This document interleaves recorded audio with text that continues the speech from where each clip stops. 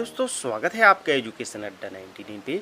दोस्तों आप सभी को पता ही है कि कल की डेट में सीजी प्री बीएड और प्री डीएलएड का रिजल्ट जारी कर दिया गया है, ठीक है। और इसके ऊपर दोस्तों हमने पहले ही कल की डेट में यहाँ पर रिजल्ट कैसे चेक करना है, इसी के साथ आपको अपना मेरिट लिस्ट में नाम कैसे चेक करना है, इसी के साथ आपको अपना रैंक कैसे पता करना है, कैटेगरी रैंक, ओवरऑल रैंक, इन सब के ऊपर दोस्तों पहले ही हमने वीडियो बना दी है, ठीक है। उन सभी वीडियोज़ का लिंक आपको डिस्क्रिप्शन बॉक्स में देखने के लिए मिल जाएगा, ठीक है। अभी तक आपने वो वीडियो नहीं देखे होंगे तो देख लीजिएगा, अपना रैंक वगैरह और अपना रिजल्ट चेक कर सकते हैं, ठीक है। अब दोस्तों रिजल्ट तो आ गया, अब बात आती है कि काउंसलिंग फॉर्म कब से शुरू होगा, काउंसलिंग कब से प्रारंभ होगा, ठीक है।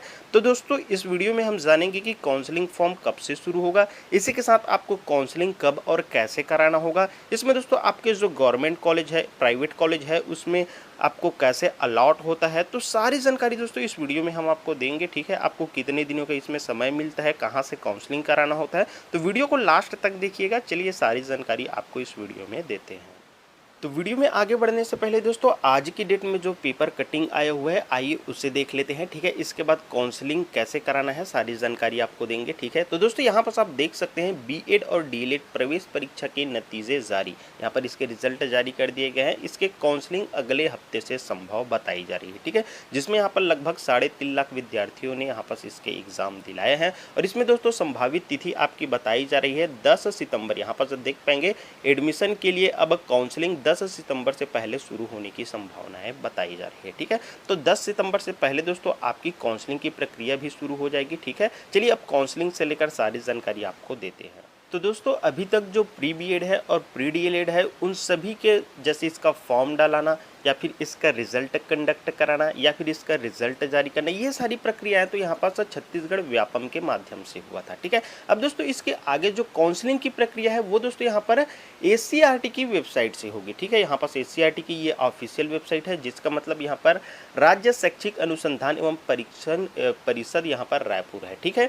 जिसमें दोस्तों यहाँ से ही आपको काउंसलिंग के लिए फॉर्म भरना होता है। इसमें एक शेड्यूल जारी किया जाता है, किस प्रकार से शेड्यूल जारी किया जाता है वो भी हम बताएंगे, ठीक है। इसमें एक सेक्टर यहाँ पास देखने के लिए मिल जाएगा, देख पाएंगे यहाँ पास दिया गया है बीएड और डीएलएड ऑनलाइन काउंसलिंग, तो ठीक है यहीं से आपको बीएड और डीएलएड के लिए ऑनलाइन काउंसलिंग कराना होता है। इसमें अलग से यहाँ पर लिंक भी जारी होगा। तो चलिए इसके शेड्यूल के बारे में कैसे जारी किया जाता है, कब से कब तक कराना होता है वो भी जान लेते हैं।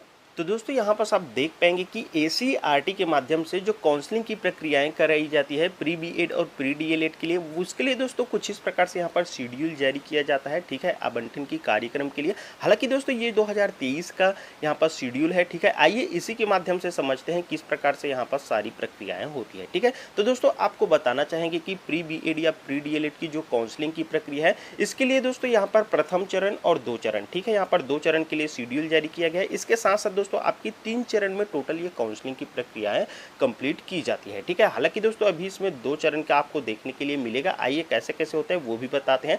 तो देखिए दोस्तों प्रथम चरण में तो सबसे पहले आपको इसी एससीईआरटी की वेबसाइट से ही आपको पंजीयन एवं ऑनलाइन विकल्प फॉर्म भरने होते हैं, ठीक है।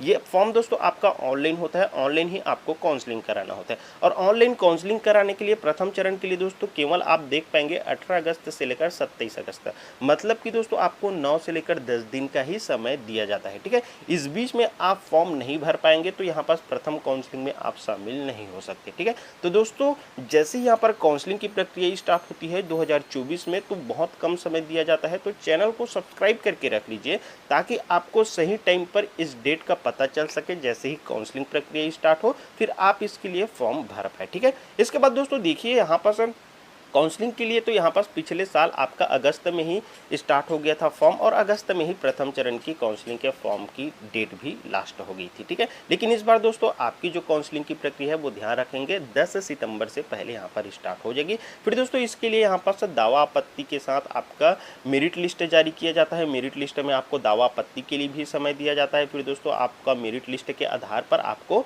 जिस कॉलेज में आपका नाम है उस कॉलेज में दोस्तों एडमिशन लेने के लिए यहाँ पास समय दिया जाता है, ठीक है। इसी समय के बीच में फिर आपको कॉलेज में जाकर एडमिशन लेना होता है। लेकिन दोस्तों ध्यान रखेंगे कि यहाँ पर सीजी प्री डीएलएड में आपके टोटल 6000 सीटें हैं, ठीक है, और आपके जो प्री बीएड है उसमें दोस्तों 14400 सीटें हैं, ठीक है। तो इस प्रकार से दोस्तों आपको बताना चाहेंगे कि ये जो मेरिट लिस्ट जारी किया जाता है उसमें सभी 14400 सीटों के लिए बीएड में जारी किया जाता है और लगभग 6500 सीटों के लिए डीएलएड में जारी किया जाता है, ठीक है। सभी सीटों के लिए यहाँ पर लिस्ट जारी किया जाता है और दोस्तों यहाँ पर फिर आपको अपने संबंधित कॉलेज में जाकर एडमिशन लेना होता है, ठीक है। इसमें दोस्तों बहुत से विद्यार्थी को उनका मनपसंद कॉलेज नहीं मिलता है तो वो यहाँ पर से एडमिशन नहीं लेता है। तो ऐसी स्थिति में दोस्तों आपको समय भी दिया जाता है, ठीक है।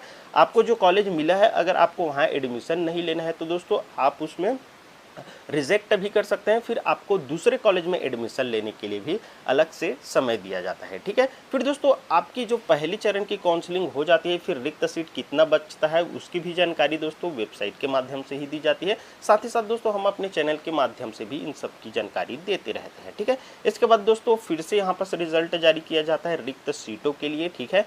फिर दोस्तों यहाँ पास उसमें भी एडमिशन के लिए आपको समय दिया जाता है। फिर द्वितीय चरण की काउंसलिंग होती है, इसमें भी दोस्तों सेम प्रोसेस होती है, ध्यान रखेंगे। लेकिन द्वितीय चरण की जो काउंसलिंग होती है उसमें फिर से आपको ऑनलाइन पंजीयन फॉर्म भरने के लिए समय दिया जाता है, ठीक है। लेकिन दोस्तों इसमें भी समय बहुत ही कम दिया जाता है, ठीक है। तो इन सब चीज़ का ध्यान रखते हुए दोस्तों आपको चलना है, ठीक है। और चैनल पर नए होंगे तो सब्सक्राइब भी कर लेना है, क्योंकि दोस्तों आगे इसकी जो काउंसलिंग की प्रक्रिया है उसके संबंध में सारी जानकारी आपको इस चैनल पर दी जाएगी, ठीक है। इसमें काउंसलिंग का फॉर्म कैसे भरना है ये भी बताया जाएगा। इसके बाद दोस्तों आपको गवर्नमेंट कॉलेज को सिलेक्शन करना है या फिर प्राइवेट कॉलेज को सिलेक्शन करना है, कितने नंबर पे आपको गवर्नमेंट कॉलेज मिल सकता है, कितने नंबर पे आपको प्राइवेट कॉलेज मिल सकता है, इन सब के जानकारी दोस्तों काउंसलिंग फॉर्म के समय हम आपको बताएंगे, ठीक है। तो क्योंकि दोस्तों आपको काउंसलिंग फॉर्म भरते समय ही कॉलेज का सिलेक्शन करना होता है, ठीक है। अब इसके बाद दोस्तों यहाँ पास टोटल 2 चरण की आपकी काउंसलिंग की प्रक्रियाएं होगी, ठीक है। इसके बाद दोस्तों तीसरे चरण की भी काउंसलिंग प्रक्रिया होती है, ठीक है। इसमें दोस्तों जितने भी रिक्त सीट बचे हुए रहते हैं उसके आधार पर यहाँ पर काउंसलिंग की प्रक्रिया होती है